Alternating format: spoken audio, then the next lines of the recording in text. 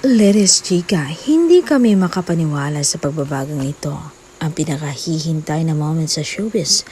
Matapos ang mahabang panahon ng espekulasyon, tila bumigay ang pader ng katahimikan ang paborito nating celebrity. Ma'am, na wag na nating pangalanan. Mayroon na ngang napili para sa kanyang anak. Ang usap-usapan sa buong internet na ang kanyang leading lady ang gusto ng pamilya ni aktor na makapiling niya ito forever.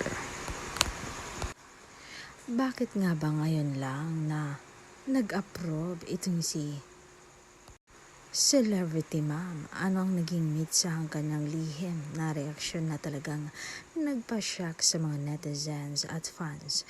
Meron nga bang naganap na sekretong pag-uusap sa likod ng kamera na hindi natin alam?